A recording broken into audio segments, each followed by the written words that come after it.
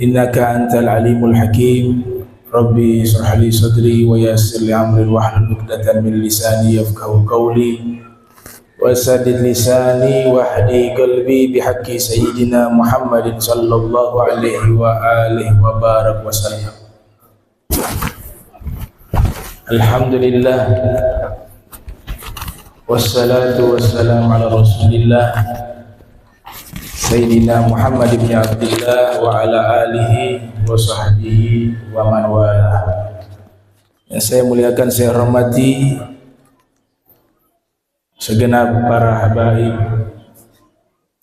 wabil khusus Al-Habib Mahdi wal-Habib Saleh Saqaf wa jami'ul habaib wal asatiz, para sesepuh, hadirin hadirat dari kepolisian juga hadir, dan semua hadirin yang saya muliakan, saya hormati, terkhususnya kepada Ibu Sayyidah binti Tarai, yang mudah-mudahan Allah Ta'ala jaga beliau dari perjalanan ibadah haji hingga bisa kembali ke kampung halaman dalam keadaan sehat walafiat, dan juga kepada keluarga besar beliau, anak beliau Bapak Fadli, dan juga kita kirimkan Fatihah kepada almarhum suami daripada Ibu Sayyidah, Bapak Husain bin Adam. Nawaina naqra suratul Fatihah ila ruh almarhum Husain bin Adam wa usuli wa furu'i wa ila hadratin Nabi. Al-Fatihah. A'udzu billahi minasyaitonir rajim. Bismillahirrahmanirrahim. Alhamdulillahirabbil alamin arrahmanir rahim. Maliki yaumiddin. Iyyaka na'budu wa iyyaka nasta'in. Ihdinas siratal mustaqim. Siratal ladzina an'amta 'alaihim ghairil maghdubi 'alaihim waladdallin. Amin. Fasahih niyat qabla al-amali wa'ti biha makrunatan bil awwali. Al-Imam Ibn Ruslan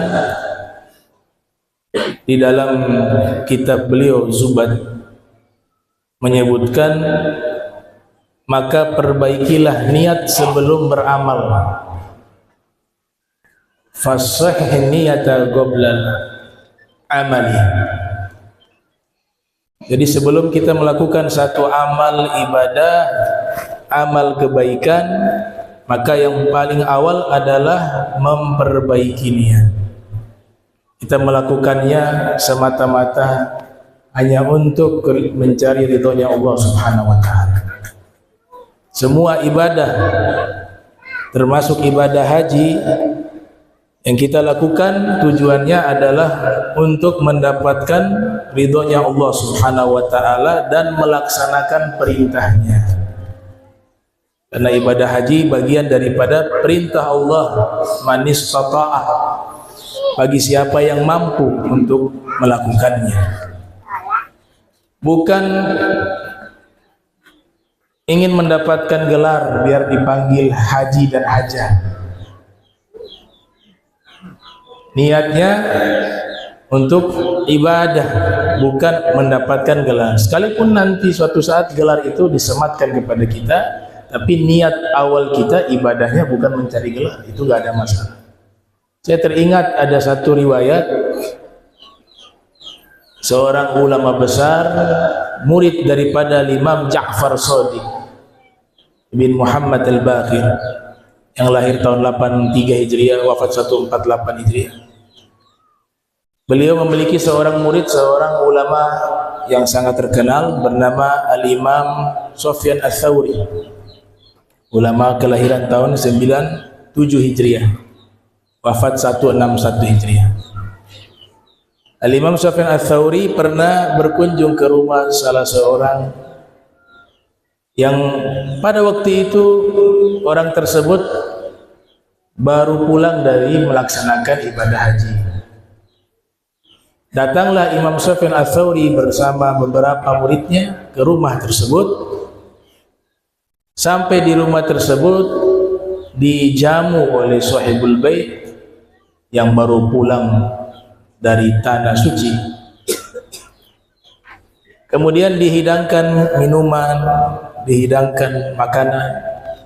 Setiap dihidangkan makanan, di situ ada piring yang memang dibeli waktu ibadah haji. Dia mengatakan, ini piring saya beli waktu ibadah haji yang pertama. Ini gelas ini saya beli di tanah suci waktu saya melaksanakan ibadah haji yang kedua.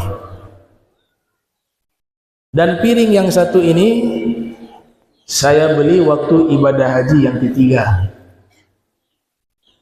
Dan sendok ini saya beli di tanah suci waktu ibadah haji yang keempat. Jadi dia menyebut semuanya itu, ini ibadah haji saya yang pertama, kedua, ketiga, keempat. Al-Imam Sufyan Ats-Tsauri, seorang wali min auliyaillah, dia tahu ucapan yang keluar dari orang tersebut tujuannya untuk riya. Artinya tidak semua juga orang yang pulang ibadah haji mengatakan hal itu dengan tujuan riya. Itu kan tidak dianggap satu hal yang salah, karena tidak bermaksud riya. Tapi yang ini dikasyaf oleh Imam Sufyan Ats-Tsauri. Dia sengaja menyebutkan ibadah hajinya hingga 4 kali. Memang tujuannya untuk memberitahukan dan untuk memamerkan amal ibadahnya. Selesai daripada Imam Sufyan Ats-Tsauri mengkonsumsi minum, setelah itu kembali pulang, keluar dari rumah orang tersebut, Al-Imam Sufyan Ats-Tsauri mendidik murid-muridnya yang waktu itu ikut bersama beliau. Beliau katakan apa? Kasihan orang tadi, ibadah hajinya yang pertama, yang kedua, yang ketiga, dan yang keempat, seluruhnya pahalanya hangus, habis, terhapus seluruhnya, sebab dia riya dalam beramal. Nah, ini yang penting disebut oleh para ulama, fasahih niyata qabla al-amali wa'ti biha makrunatan bil awwali.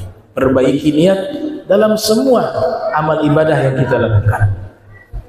Makanya dalam tarekat Naqsyabandiyah itu diajarkan sebelum kita membaca takbiratul ihram, diajarkan dalam tarekat Naqsyabandiyah Sayyid Bahauddin Naqsyabandi, anta maksudi wa ridhaka matlubi, engkau tujuanku dan ridhomu yang dicari, ridhonya Allah Subhanahu wa ta'ala.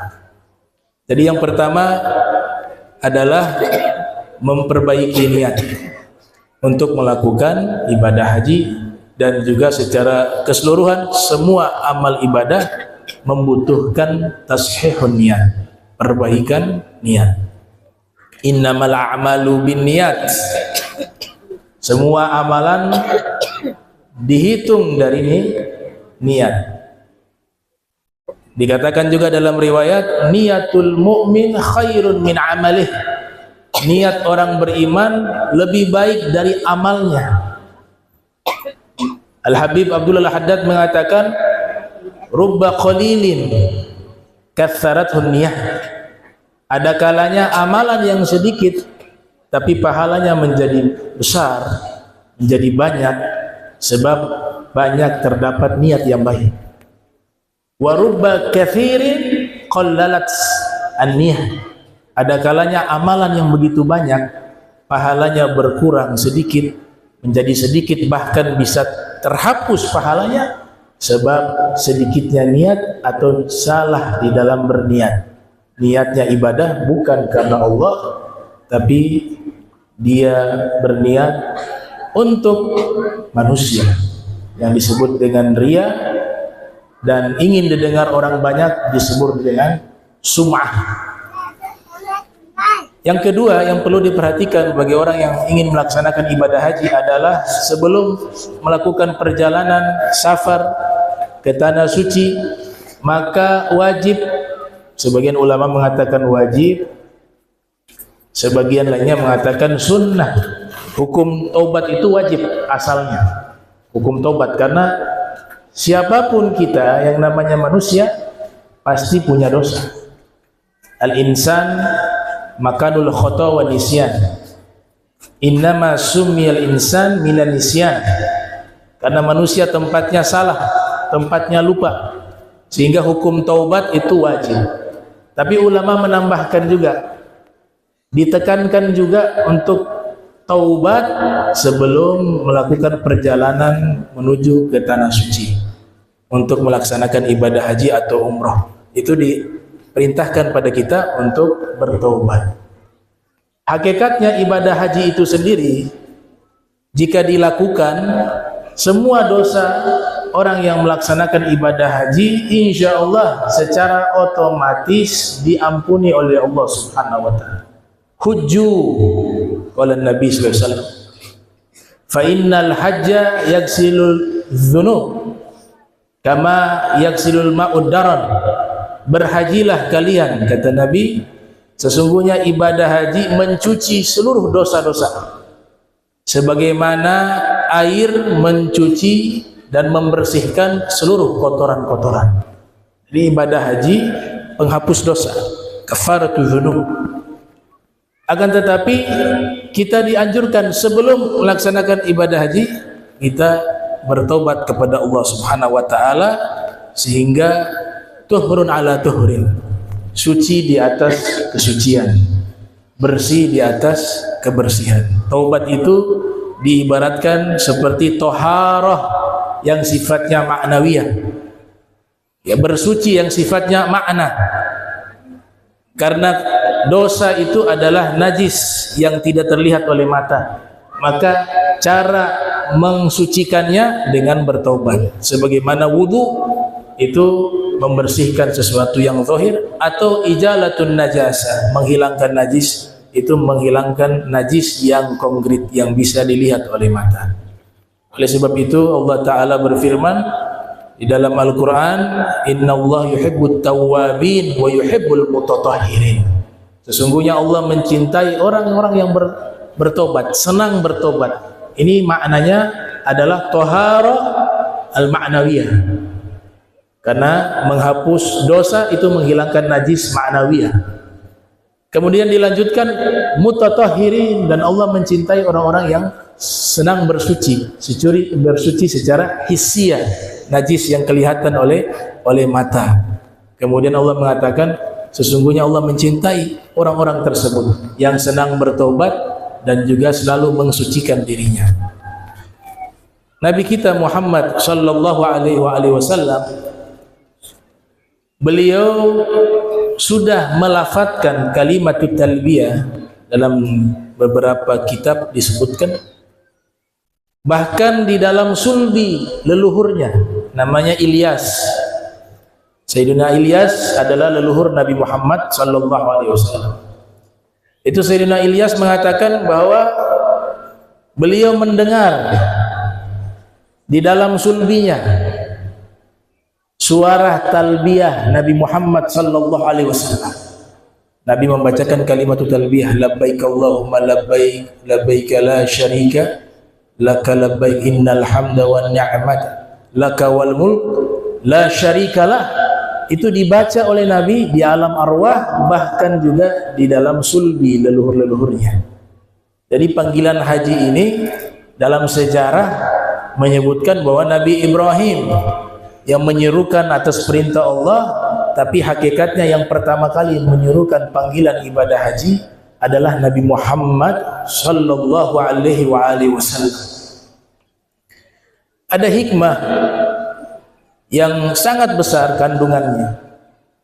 Ibadah haji itu hanya dilakukan di satu tempat, di satu kota, tidak bisa dilakukan di kota yang lain. Tidak bisa dilakukan di kota Gaza misalnya di Palestina, tidak bisa juga dilakukan bahkan di kota Madinah sekalipun. Itu tidak ada kaitannya dengan manasik haji. Manasik haji semuanya itu dilakukan di tanah suci Makkah. Tapi adabnya kita mendatangi kota Madinah karena di situ ada pusaran Nabi Muhammad sallallahu alaihi wasallam. Para ahli mahabbah mengatakan hukumnya wajib untuk berkunjung, berziarah kepada Nabi Muhammad sallallahu alaihi wasallam. Tapi manasik haji semuanya itu, mulai dari tawaf, kecuali miqat, niat ihram ya, kalau orang Madinah jadi Bir Ali. Tapi selebihnya itu tawaf, sa'i, wukuf di Arafah, lempar jumroh, semuanya itu di tanah suci Makkah. Apa hikmah yang terkandung? Kenapa ibadah haji hanya bisa dilakukan di kota Makkah? Maka dijawab oleh para ulama, di antaranya Syekh Al-Jarjawi dalam kitabnya Hikmatut Tasri' wa Falsafatuh.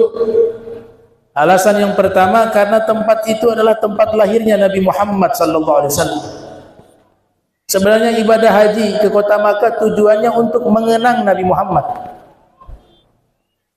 Bukan hanya sekedar tawaf di Ka'bah, mendatangi tanah suci Makkah, tapi tujuan utamanya adalah untuk merefresh kembali kenangan dan ingatan kita tentang figur Nabi kita Muhammad sallallahu alaihi wasallam. Karena kota Makkah itu menjadi dikenal sebab adanya Nabi Muhammad. Kita tahu manasik haji yang akan dilakukan oleh para hujjaj itu semua perantara dari Nabi kita Muhammad sallallahu alaihi wasallam. Kita tahu siapa Tuhan yang kita sembah, itu adalah perantara Nabi Muhammad sallallahu alaihi wasallam. Seakan-akan Allah Ta'ala ingin menyatakan, wahai hamba-hambaku, kalian semuanya mengenal saya lewat perantara kekasih saya Nabi Muhammad sallallahu alaihi wasallam. Maka kenanglah beliau, datangilah tempat lahir beliau, datangilah tempat beliau tumbuh dewasa, datangilah tempat munculnya pertama kali agama Islam yang dibawa oleh Nabi Muhammad sallallahu alaihi wasallam di tanah suci kota Makkah Al-Mukarramah. Sebab itulah disyariatkan melaksanakan ibadah haji dan umrah di kota suci Makkah. Maka Allah bersumpah di dalam Al-Quran, la uqsimu bihadzal balad wa anta hillum bihadzal balad. Aku bersumpah bahwa kota Makkah ini tidak akan menjadi kota yang mulia terkecuali karena sebab adanya Nabi Muhammad sallallahu alaihi wasallam di tempat tersebut. Maka kota Makkah menjadi mulia dan dikenal oleh kaum muslimin di timur maupun di barat. Jadi perjalanan namanya tur untuk mengenang Rasul. Di situ ada tempat lahir Nabi. Sekarang sudah dijadikan perpustakaan. Bisa dibayangkan di tempat itulah setiap waktu Nabi berjalan di tempat itu. Nabi tumbuh di situ bersama orang tuanya, Sayyidah Aminah. Begitu juga kakek beliau, Sayyidina Abdul Muttalib, paman beliau, Sayyidina Abu Talib, sepupu yang beliau cintai, Al-Imam Ali bin Abi Thalib, dan banyak ahlul bait. Mereka mukim di kota Makkah. Bahkan kuburan sampai saat ini masih ada yang dimakamkan para ahlul bait Rasul SAW, keluarga Nabi Muhammad SAW, di kuburan yang namanya Maqbarah Ma'lah. Situlah pemakaman keluarga dan leluhur Nabi Muhammad sallallahu alaihi wasallam. Oleh sebab itu, jangan pernah memisahkan ibadah apapun dengan Nabi Muhammad sallallahu alaihi wasallam. Dalam salat, Allah tidak memisahkan ibadah kepada Allah. Di situ pasti ada Nabi Muhammad ketika ibadah. Salat misalnya, tasyahud, wajib hukumnya bersalawat kepada Nabi dalam tasyahud akhir. Allahumma salli ala Sayyidina Muhammad wa ala ali Sayyidina Muhammad. Padahal dalam solat ibadahnya kepada Allah, tapi Allah Ta'ala melibatkan nama Nabi di dalam solat. Zakat begitu juga. Zakat itu kita niat mengeluarkan zakat. Dalam ayat Al-Quran Allah katakan, khudh min amwalihim sadaqah. Ambillah sebagian dari harta mereka sebagai zakat. Di situ Allah bicara kepada Nabi Muhammad SAW. Bentuknya tunggal, khudh. Jadi Nabi yang perintahkan, maka jadilah wajib itu zakat. Berpuasa, Allah berbicara kepada Nabi Muhammad SAW untuk berpuasa. Nabi awal puasa Muharram wajib. Kemudian pada tahun 2 Hijriah diperintahkan puasa di bulan suci Ramadan, maka status Muharram, puasa Muharram menjadi sunnah. Kemudian yang menjadi wajib adalah puasa di bulan suci Ramadan. Semuanya Allah libatkan Nabi Muhammad sallallahu alaihi wasallam dalam ibadah kepadanya. Kita diperintahkan juga jangan lupakan Nabi kita Muhammad sallallahu alaihi wasallam. Bahkan mau masuk Islam itu harus 2 kalimat syahadat. Kalau 1 kalimat saja kesaksian hanya kepada Allah tanpa dia bersaksi bahwa Nabi Muhammad adalah utusan Allah, maka tidak akan sah keislamannya. Itu adalah 2 nama yang selalu disebut dan tidak terpisahkan, yaitu Allah dan kekasihnya Nabi Muhammad sallallahu alaihi wasallam. Ihram, dalam rukun haji dan umroh ada namanya ihram, menggunakan pakaian ihram dan niat. Di mikot zamani, mikot makani. Mikot zamani berkaitan dengan zaman, mikot makani tempat. Karena niat ibadah haji dan umroh itu berniat di tempat yang sudah ditentukan di dalam syariat. Kalau dari arah Madinah ke Bir Ali kita mikot. Nah, siapa yang niat umroh duluan kemudian nanti setelahnya haji, namanya haji tamattu. Siapa yang menggabungkan sekaligus niat haji dan umroh, namanya haji qiran. Siapa yang berniat haji dulu kemudian belakangan baru umroh, namanya haji ifrad. Itu yang dibahas oleh para fuqaha tentang haji tersebut. Tapi ada hikmah yang besar ihram. Ihram itu kan kita tidak boleh menggunakan pakaian yang dijahit, tidak boleh menggunakan pakaian dalam. Dia hanya tertutup dengan kain. Bagi laki-laki, perempuan bisa menutup kepala karena menggunakan hijab.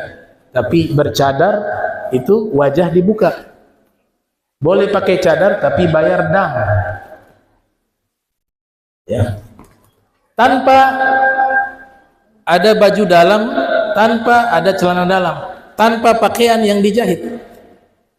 Apa hikmahnya?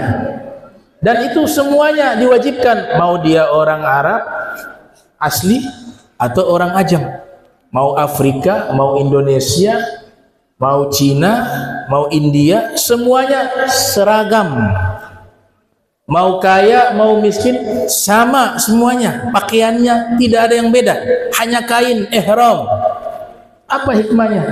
Hikmahnya adalah ghayatut tadzallul wal khudu'. Kita menampakkan kehinaan kita dan kerendahan kita di hadapan Allah. Kita la namliku syai'a, tidak memiliki apapun hakikatnya.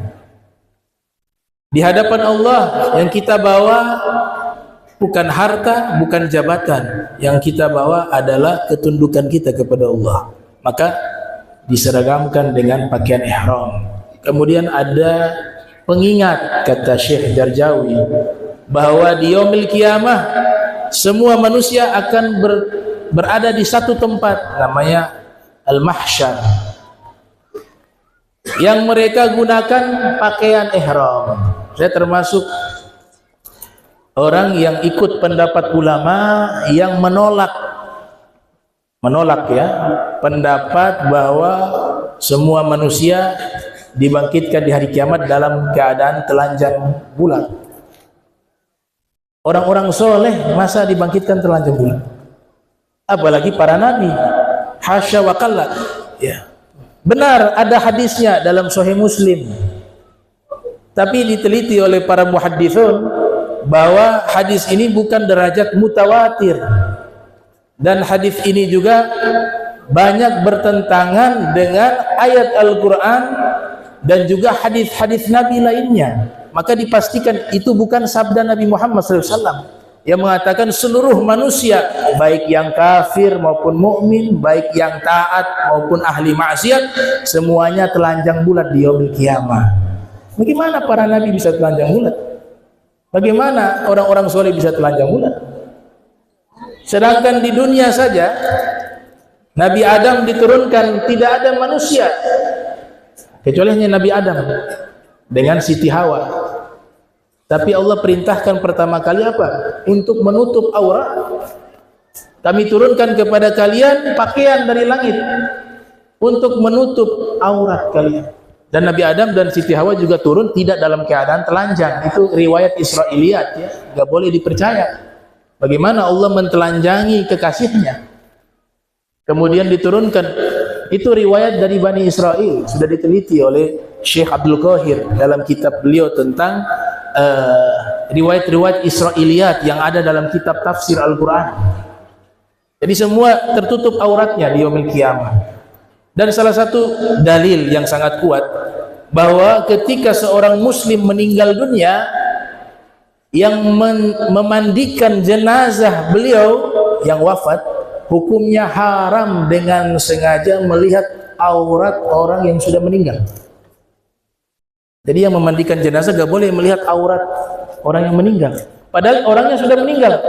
Bagaimana jika nanti dibangkitkan di hari kiamat, mereka dalam keadaan hidup kemudian telanjang bulan? Maka kain kafan itu, kata sebagian para ulama, dan juga ada riwayat hadis bahwa tujuan kain kafan untuk wanita kan berlapis-lapis, untuk laki-laki 3 lapis. Tujuannya apa? Di hari kiamat mereka bangkit, auratnya masih tertutup dengan kain kafan tersebut untuk menutup aurat.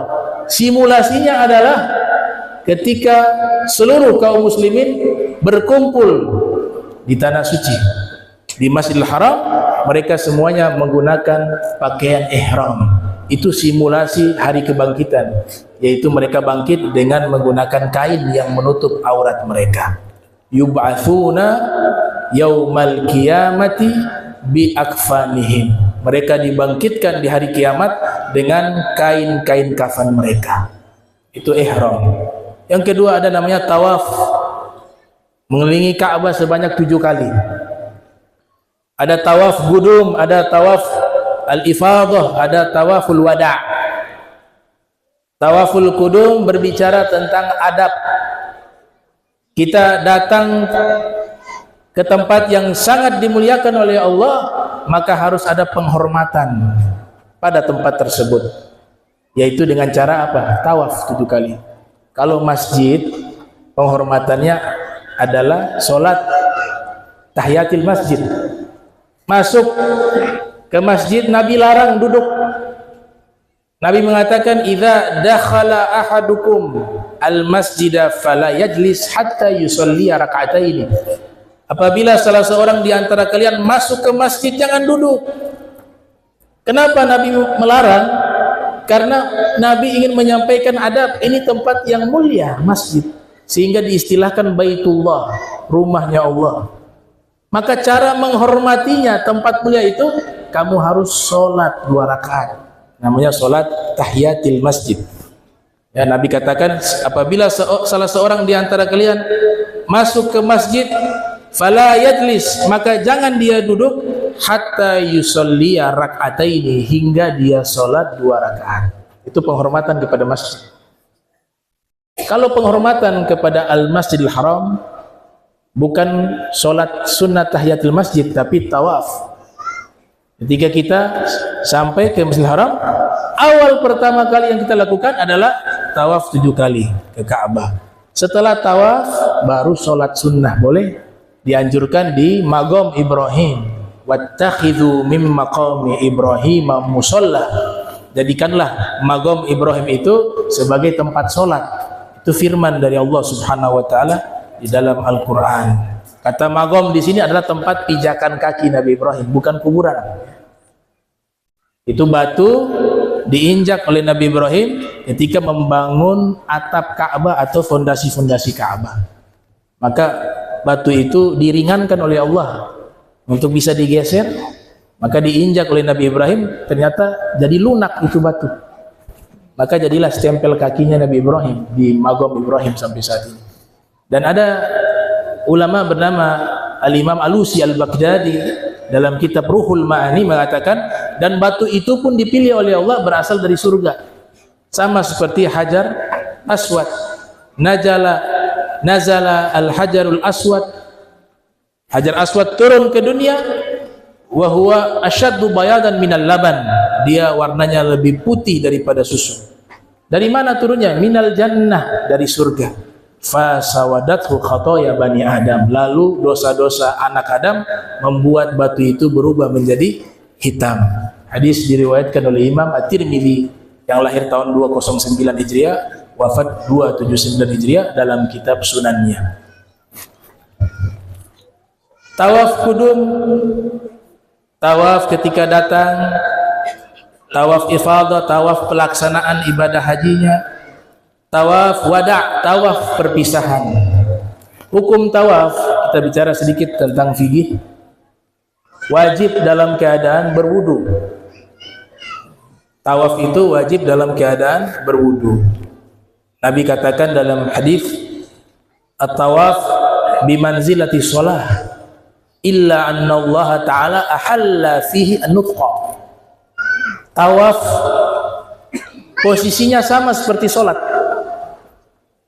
Harus dalam keadaan suci, harus dalam keadaan menutup aurat, harus dalam keadaan berwudu, pakaiannya tidak ada najis dan seterusnya. Syaratnya hampir sama, kata Nabi, sama seperti sholat. Hanya bedanya satu, kata Rasulullah SAW. Kalau tawaf bisa ngobrol, bisa berbicara. Kalau sholat gak boleh berbicara. Antum bicara 3 kata, menurut Ibn Hajar dan Imam Rombi ada khilaf tentang jumlah katanya, itu bisa membatalkan sholat. Kata-kata yang tidak ada sangkut paut dengan bacaan Al-Quran ketika posisi berdiri maupun zikir ketika ruku dan sujud. Tapi tawaf bisa kita berbicara. Makanya ulama menganjurkan untuk banyak membaca salawat ketika tawaf. Ada yang mengajarkan zikir-zikir tertentu, tapi dalam kitab Al-Qirtas ada kisah di situ tentang fadilah dan keutamaan salawat kepada Nabi Muhammad SAW. Ada seorang pemuda, dia ketika tawaf di Ka'bah yang dia baca hanya salawat, tidak ada yang lain. Maka Imam Sufyan Tsauri mendengar bacaan tersebut, kemudian bertanya kepada pemuda itu, kenapa yang kau baca selama kamu tawaf itu hanya salawat, tidak ada bacaan lain?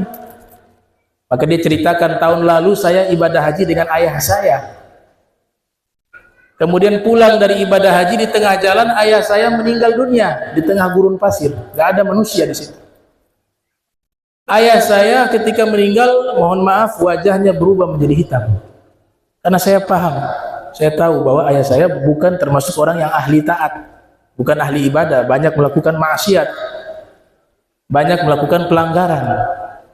Maka ketika meninggal ayah saya, wajahnya berubah jadi hitam. Saking sedihnya saya sebagai anak, itu hal yang wajar. Melihat kondisi ayahnya meninggal dalam keadaan tidak baik, sebagai anak hal wajar. Ia sedih. Sambil dia berdoa, dia menangis, dia tertidur pada waktu itu. Di saat tertidur, dalam mimpinya datang sesosok seorang manusia yang bercahaya dengan wajah yang sangat indah. Bahkan tidak bisa dilihat wajahnya, saking bercahayanya wajah orang tersebut, menghampiri jenazah ayahnya dalam mimpinya. Kemudian diusap oleh orang mulia tersebut, mengusap jenazah ayahnya. Saat itu juga berubah, yang tadinya wajahnya hitam berubah menjadi wajah putih bercahaya. Maka anak itu dalam mimpi bertanya, wahai fulan, siapa engkau? Maka orang tersebut dalam mimpinya menjawab, saya adalah Nabi Muhammad sallallahu alaihi wasallam. Ayahmu banyak melakukan dosa ketika hidup di dunia, tapi dia punya satu kelebihan. Dia setiap harinya banyak membaca salawat dan salam kepadaku, kata Nabi Muhammad SAW. Maka saat ini aku wajib memberikan pertolongan kepadanya, memberikan syafaat kepadanya. Nah, ini fadilah salawat kepada Nabi Muhammad sallallahu alaihi wasallam. Nah, kita tawaf 7 kali. Di tawaf yang keempat batal wudu misalnya, maka kita wajib untuk berwudu kembali. Akan tetapi tidak perlu mengulang tawaf dari awal, lanjutkan saja tawaf tadi yang keempat lanjut begitu.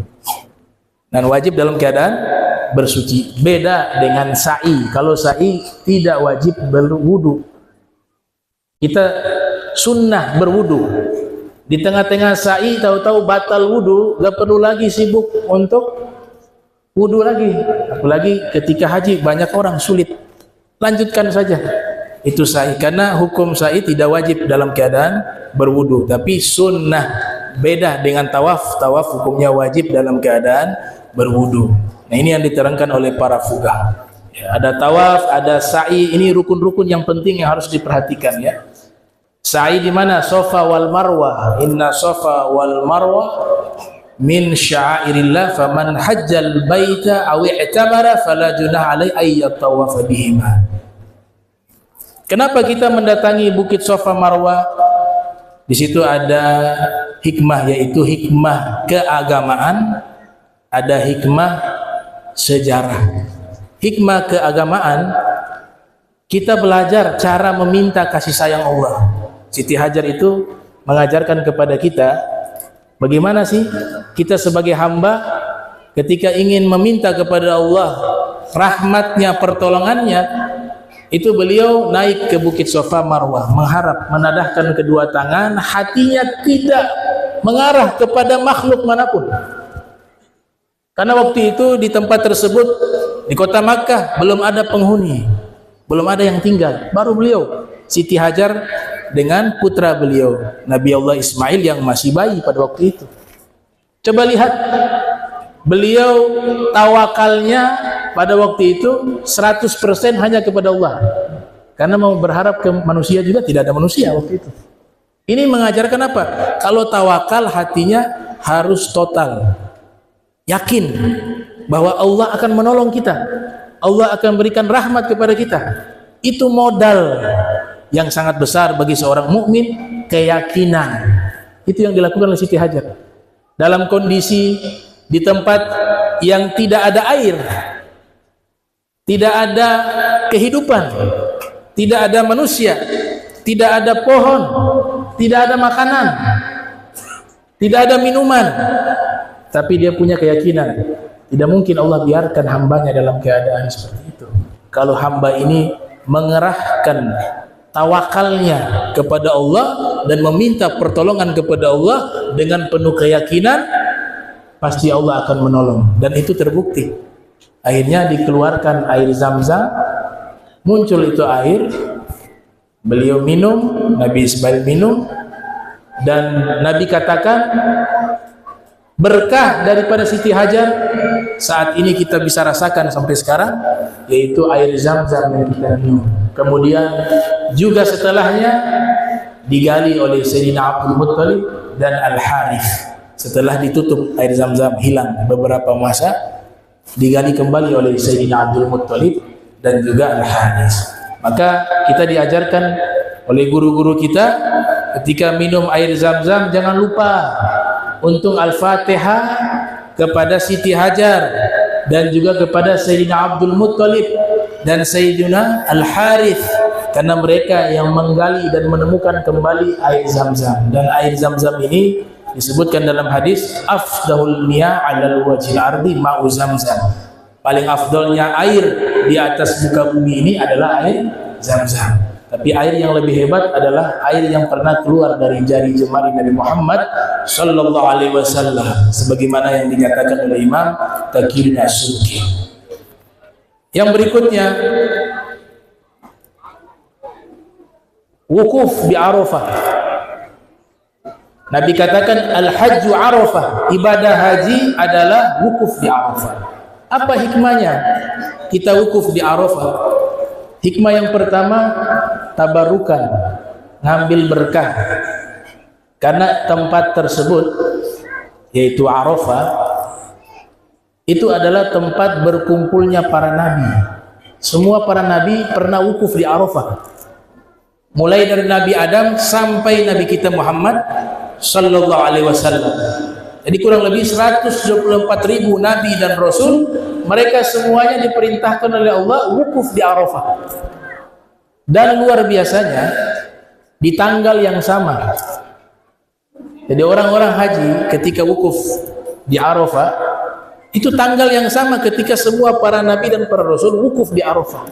Sehingga kita memahami hikmahnya, mengambil keberkahan karena tempat itu pernah dijadikan tempat wukuf oleh seluruh para nabi. Wa tahya bikum kullu ardin. Ya, ada syair dari Abu Madyan, wa tahya bikum kullu ardin tanziluna biha ka'annakum fi biqa'il ardi amtaru wa tastahyi aynu fikum manzaran hasana ka'annakum fi uyunin nasi azhar wa nurukum yahtadi sari li nurihi ka'annakum fi dhulamil laili aqmar. Yang artinya orang-orang soleh, para aulia dan solihin, kalau mereka berada di satu tempat, tempat itu menjadi berkah. Itu orang-orang wali. Bagaimana kalau levelnya para nabi, para rasul? Tentu jauh lebih besar keberkahannya. Maka kita wukuf di Arafah adalah mengambil barokah, karena tempat tersebut adalah tempat wukuf seluruh para nabi dan para rasul, dan bersamaan dengan tempat dan zaman dan waktu. Tempatnya sama dan waktunya juga sama. Semua para nabi wukuf di tanggal yang sama ketika ibadah haji. Para hujjah wukuf di padang Arafah. Maka Nabi katakan al-hajju Arafah. Dan yang terakhir apa? Gunting rambut. Itu tanda tahallul, tanda berakhir daripada pelaksanaan ibadah haji atau umroh, atau sudah kembali halal, sesuatu yang sebelumnya dilarang ketika orang sudah berniat ihram. Ya, pakai minyak wangi gak boleh. Nih, hati-hati. Itu di Ka'bah. Ini kajian fikih ya, para ulama ahli fikih menerangkan. Itu di Ka'bah sekarang ini, itu mereka semprot minyak wangi itu. Kainnya, kain kisah. Itu disemprot minyak wangi. Dan juga Magom Ibrahim juga itu disemprot minyak wangi. Hijir Ismail itu juga disemprot minyak wangi. Nah, orang yang dalam keadaan ihram hukumnya haram menggunakan minyak wangi atau tersentuh minyak wangi. Jangan dulu nempel-nempel, megang-megang itu dalam keadaan ihram ya. Kalau sudah tahallul, silakan. Tapi kalau masih dalam keadaan ihram, hukumnya haram, terkena minyak wangi. Menggunakan minyak wangi haram, terkena minyak wangi juga haram dalam keadaan ihram. Nah, sekarang di kain kisah yang ada di Ka'bah, Magom Ibrahim, Hijr Ismail itu disemprot minyak wangi. Jadi sebisa mungkin menghindari ada kontak dengan kain tersebut atau tempat-tempat yang sudah disemprotkan minyak wangi. Nanti sudah selesai, sudah tahallul, itu tidak masalah. Begitu juga sebelum berniat ihram masih boleh pakai minyak wangi, tidak ada larangan. Tapi yang dipakai di badan, jangan di kain ihramnya, nggak boleh. Ya, di badan boleh, mandi. Ya, makanya ada sunnah sebelum ihram, sunnah mandi. Ada sunnah sholat juga. Nah, mandi itu bebas, pakai sabun, pakai minyak wangi, pakai deodoran, nggak ada larangan sama sekali. Yang penting kain ihramnya jangan digunakan minyak wangi. Nah, setelah itu pakailah kain ihram, kemudian niat ihram. Nah, karena sudah niat ihram, sudah tidak boleh lagi menggunakan minyak wangi. Yang laki-laki gak boleh menutup kepala. Hatta meletakkan ini rida di atas kepala semacam ini, itu gak boleh dalam keadaan ihram. Ya, tidak boleh. Dia kontak langsung dengan kepala, tidak boleh. Payung boleh tidak payung? Payung boleh, karena payung tidak langsung kontak dengan kepala. Makanya sekarang di Tanah Suci itu mereka jual semacam payung ya, payung tapi pakai topi. Nah, ini gak boleh nih, karena kalau payung di atas kan yang dia gunakan topi atau kopiah, otomatis menutup kepala, gak boleh. Bagi laki-laki, kalau wanita ya karena memang menggunakan hijab. Nah, ini hal-hal yang berkaitan dengan hukum fikih ya, dan menjadi satu kajian khusus di kalangan para fuqaha, butuh beberapa pertemuan untuk bisa menerangkan secara spesifik terkait manasik haji. Kesimpulannya, nah orang yang tahallul Itu Nabi doakan khusus laki-laki ya, tahallul botak, bukan untuk perempuan. Nabi doakan 3 kali kepada orang yang ketika tahallul dia membotakkan kepalanya. Allahumma ighfir lil muhallikin 3 marrat. Nabi ulang-ulang, ya Allah berikan ampunan bagi orang yang tahallul sampai kepalanya botak, muhallikin. Kalau gunting hanya sedikit rambut saja, itu sah, tidak harus botak. Namanya muqassirin dalam bahasa Al-Quran. Muhallikin ru'usahum wa muqassirin.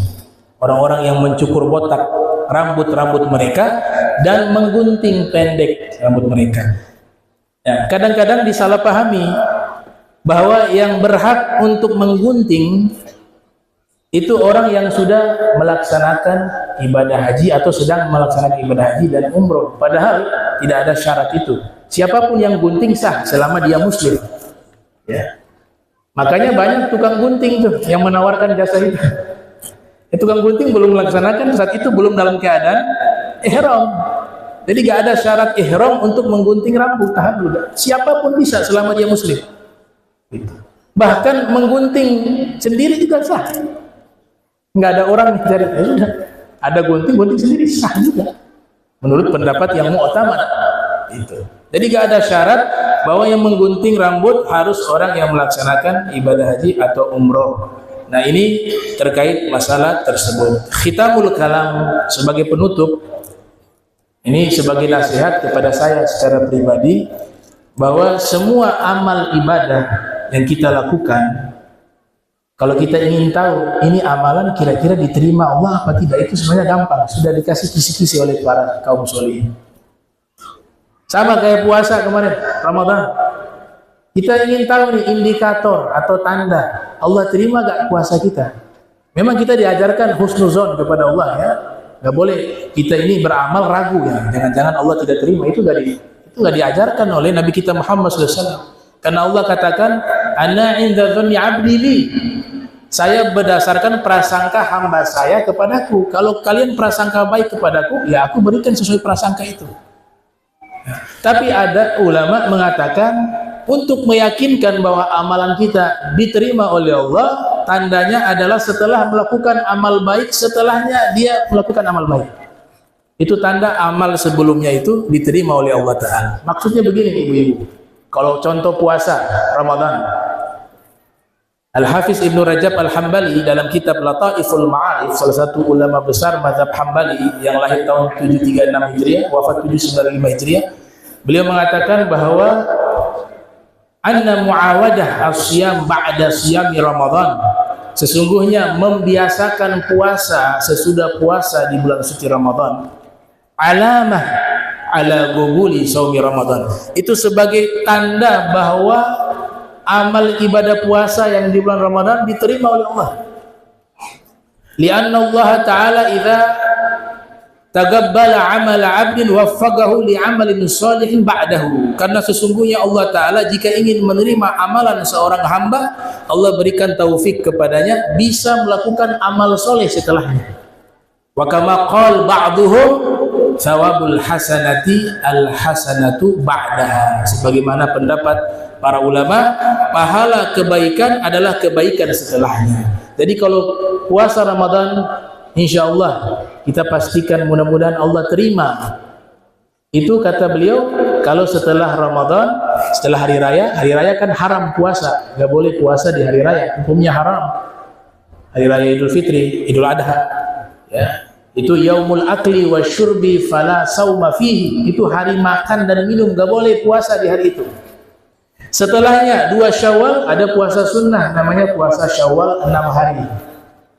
Man shoma Ramadhana thumma atba'ahu bi sittin aw sittan min Syawalin kana kasyami dahri kulli atau kama qala Nabi sallallahu alaihi wasallam. Siapa yang puasa Ramadan kemudian setelah itu disusul dengan puasa 6 hari di bulan Syawal, maka dia seperti puasa 1 tahun penuh, kata Nabi kita Muhammad sallallahu alaihi wasallam.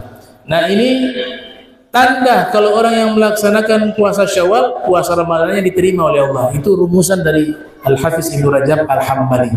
Bisa berurut-urut, bisa juga kita cicil-cicil selama itu ada di bulan Syawal. Bisa juga gabung yang punya hutang puasa, ibu-ibu punya hutang puasa, ya, dahulukan bayar hutang puasa, qadha. Nah, berbetulan pada waktu itu Syawal, sekaligus niat Syawal boleh puasa sunnah. Yang wajib bisa digabung dengan sunnah dalam mazhab Syafi'i. Ya, mau 3 mau 4 boleh. Dengan nazar dengan Syawal bisa. Qadha dengan nazar bisa. Yang enggak boleh wajib dengan wajib digabung. Punya hutang kemudian dengan nazar digabung enggak boleh, karena dua-duanya statusnya wajib. Tapi kalau yang wajib, puasa wajib digabung dengan sunnah, mazhab kita, mazhab Syafi'i membolehkan itu untuk digabung-gabung. Nah, ini kiranya yang perlu diperhatikan, bahwa ketika kita melaksanakan ibadah haji, insya Allah selesai ibadah haji kita pulang kembali ke kampung halaman, berubah pribadi kita menjadi manusia yang lebih baik. Itu harapan kita. La tarkabunna tabaqan an tabaq. Kalian harus di setiap umur bertambah, level kebaikan kalian bertambah, kata Allah Subhanahu wa taala, di dalam kehidupan kalian. Dan jagalah Allah dimanapun kalian berada. Ihfadillah yahfadka. Jagalah Allah, niscaya Allah akan menjagamu. Maksud jagalah Allah bukan kita jaga Allah. Allah gak butuh penjagaan kita. Kita makhluk mau jaga apa? Gak ada satupun yang membahayakan Allah. Tidak ada sesuatu pun yang bisa memudaratkan Allah. Allah gak butuh perlindungan dari siapapun. Tapi maksud di ayat tersebut atau di hadis tersebut, kalau di ayat intan surullah yang surkum yutsabbit aqdamakum. Jika kalian menolong Allah, sama maknanya. Kita tolong Allah, siapa kita? Allah gak butuh pertolongan kita. Kita yang butuh pertolongan Allah. Karena Allah itu gak butuh kepada segala sesuatu. As-Somad. Mana di surat Al-Ikhlas? As-Somad. Apa as-Somad? La yahtaju ila kulli syai'in wa kullu syai'in yahtaju ilaihi. Allah tidak butuh kepada segala sesuatu, tapi segala sesuatu butuh kepada Allah Subhanahu wa taala. Tapi makna menolong Allah, membela agama Allah. Makna jagalah Allah, menjaga perintah-perintah Allah, menjaga agama Allah, menjaga hal-hal yang dicintai oleh Allah. Itu makna ihfadillah. Kalau itu dilakukan dalam ilmu nahwu namanya jawabu syart, pasti yahfadka, pasti Allah akan menjagamu. Kalau sudah kata Allah menjagamu, objeknya gak disebut, padahal itu kan butuh objek. Fi'il muta'addi, yahfadka, objeknya harus ada 2 untuk menekankan keterangan setelahnya. Maf'ulnya hanya 1, kamu. Setelahnya gak ada keterangan. Jaga dari apa? Allah menjagamu dari apa? Gak disebutkan. Jaga dari musibah atau menjaga kamu dari hal-hal yang tidak menyenangkan, tapi tidak disebut. Itu maknanya apa? Allah menjagamu dari segala sesuatu, baik di dunia maupun di akhirat. Kalau kamu menjaga agama Allah, kamu menjaga hal-hal yang dicintai oleh Allah, insya Allah Allah akan menjagamu, bukan hanya di dunia, tapi juga berlangsung sampai di akhirat, sampai nanti kau masuk ke dalam surga, kamu bertemu dengan nabimu yang kamu sangat cintai di dunia, yaitu Nabi Muhammad SAW, dan kamu bertemu dengan orang-orang saleh. Yuti'illah wa rasul, ya alladzina minas salihin, minas syuhada was-siddiqina wa syuhada was-salihin, ya. Wa may yuti'illah wa rasul fa ulaika alladzina an'ama Allahu 'alaihim minan nabiyyina was-siddiqina wasyuhada'i was-salihin. Mudah-mudahan kita semua bisa berkumpul dengan mereka, para anbiya, para aulia, para syuhada, para salihin. Ya Allah, sebagaimana kau kumpulkan kami di tempat ini, maka kumpulkankah kami pula di yaumil qiyamah bersama Nabi Muhammad SAW, berada di bawah panji Nabi Muhammad, berada di bawah bendera Nabi Muhammad SAW, dan ahlul baitnya Nabi Muhammad SAW, dan para wali-walinya Nabi Muhammad SAW. Allahumma ja'al jam'ana hadha jam'an marhuma wa tafarraqna min ba'dihi tafarrukan ma'suma wa la tajal fina wa la minna syaqiyya wa la mahruma. Allahumma ja'al hajjahu hajjan mabrura wa dhanban maghfura wa sa'yan mashkura wa amalan mutaqabbala ya rabbal alamin. Subhanaka bihamdika asyhadu an astaghfiruka wa atubu ilaik. Wa sallallahu ala sayyidina Muhammadin wa ala alihi wa sahbihi wa barik wasallam. Minta maaf jika ada salah kata dan ucapan. Minal aidin wal faizin, mohon maaf lahir batin. Mudah-mudahan Allah Ta'ala berikan pengampunan kepada kita dan diberikan kita wafat setelah panjang umur, sehat afiat dalam keadaan husnul khatimah. Amin ya rabbal alamin. Walafu minkum. Wassalamualaikum warahmatullahi wabarakatuh. Insyaallah. Ibu yang berangkat ya? Oh, saya insyaallah. Mudah-mudahan aman perjalanan safar.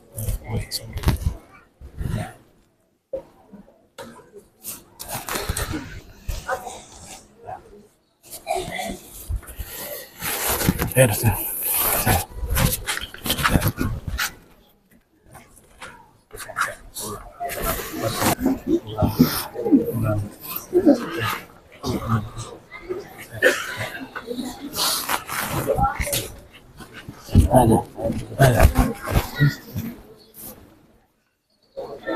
Yang gula dulu. Buah. Boleh. Sangat usul ilmu yang telah disampaikan. Hadirin hadirat jemaah walimatul hajj yang berbahagia. Selanjutnya pembacaan doa sebagai bentuk rasa syukur kita atas kelaksananya acara hari ini yang akan dipandu oleh Habib Ismail Al-Hayat. Kami persilakan.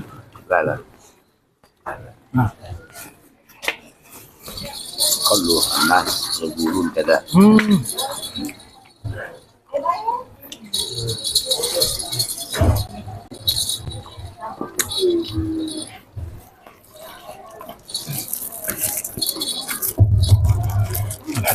Dalam tuum jiraran. Assalamualaikum warahmatullahi wabarakatuh.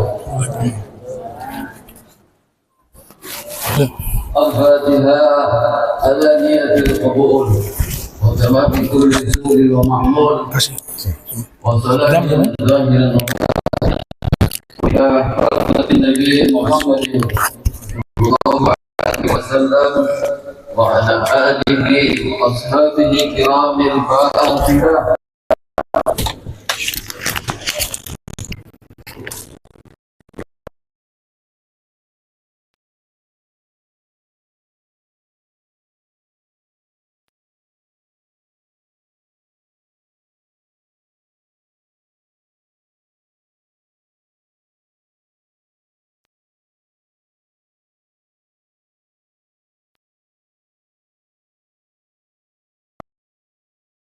يا ربنا لك الحمد كما ينبغي لجلال سلطانك.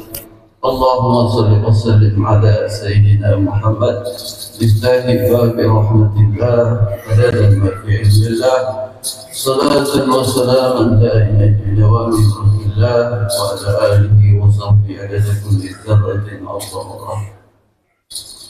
يا حي يا قيوم يا إلهنا والمؤمنين والمؤمنات الأحياء منهم والأموات إنك على كل شيء قدير. ربنا إننا سمعنا مناديا ينادي للإيمان أن آمنوا بربكم فآمنا. ربنا فاغفر لنا ذنوبنا وكفر عنا سيئاتنا وتوفنا مع الأبرار. ربنا وآتنا ما وعدتنا على رسولك ولا تخزنا يوم القيامة إنك لا تخلف الميعاد. اللهم إنا نسألك العافية دوام العافية تمام العافية الشكر على العافية.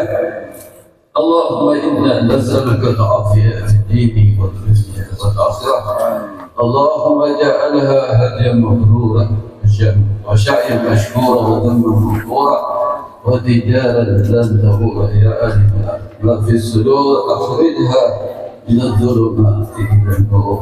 اللهم أحسن عاقبتنا في الأمور كلها وأجرنا من خزي الدنيا وعذاب الآخرة. إن الذي فرض عليك القرآن لردك إلى معاد. ربنا آتنا في الدنيا حسنة وفي الآخرة حسنة وقنا عذاب النار.